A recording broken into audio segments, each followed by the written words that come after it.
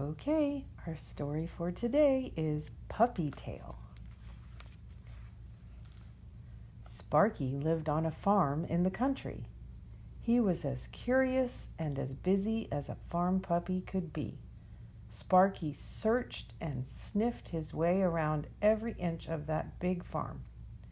One day, Sparky's father asked him, "Son, what in the world are you looking for?" "I smell something that smells like fun," Sparky answered. "I don't know what it is, but I'll know when I find it," and off he went. Sparky's father chuckled. He remembered when he himself was the busiest pup in the litter. At least Sparky wasn't bothering the cows at milking time, or rolling in the mud with the pigs, or causing trouble in the henhouse. A little later, on the other side of the meadow, Sparky caught a scent, and it smelled like something that smelled like fun. In the woods at the edge of the meadow, Sparky dug through some leaves. He found a big toy bone buried there. Sparky loved his new toy bone. It was perfect for chewing and chomping. He brought it home to show his father. "I found it," said Sparky, "and I was right. It's a fun toy." "Well, what do you know?" Sparky's father said. "I haven't seen that bone in years. That was my toy bone when I was a pup your age." Sparky's father had lost that toy bone long ago. He had looked for it way back then, but he never caught the slightest scent of it. Then he'd forgotten all about it.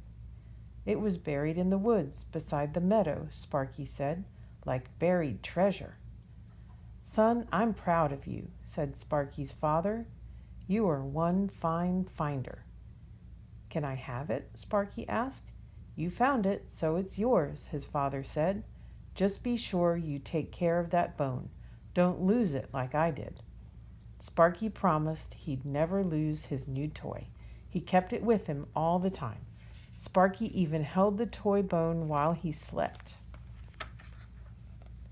Sparky brought the bone to breakfast, and he even brought the bone to the pasture where they watched the sheep. But Sparky didn't watch the sheep.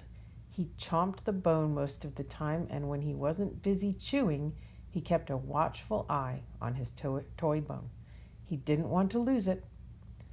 Sparky's brother and sister didn't like the toy bone. Sparky thought they must be jealous. He had the bone and they didn't, so Sparky offered to share it with them. "We don't want it," they told Sparky. "We want to play circle chase, but you never play with us anymore." Sparky said he would play with them for a little while. Every time he turned, though, Sparky bumped his brother and sister with the big toy bone. Sparky's father said, "Son, you can't keep running around with that toy bone all the time. Someone might get hurt." "But I don't want to lose it," said Sparky.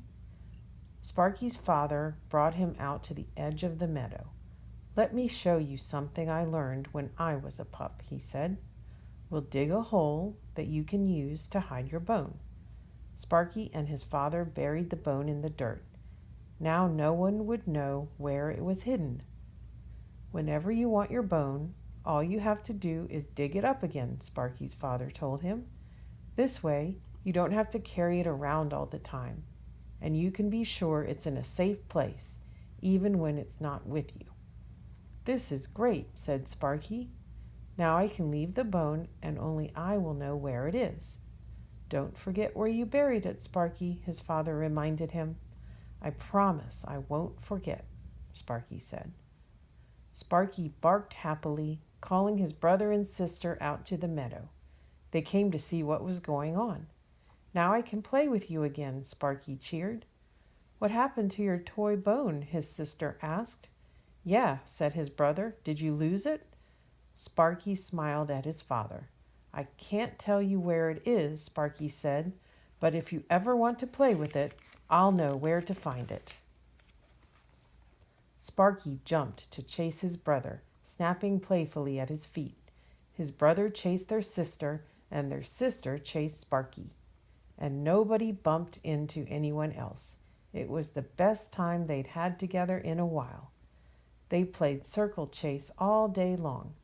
Sparky had been so busy with his new toy bone, he had forgotten what fun it was to play with his family. The end.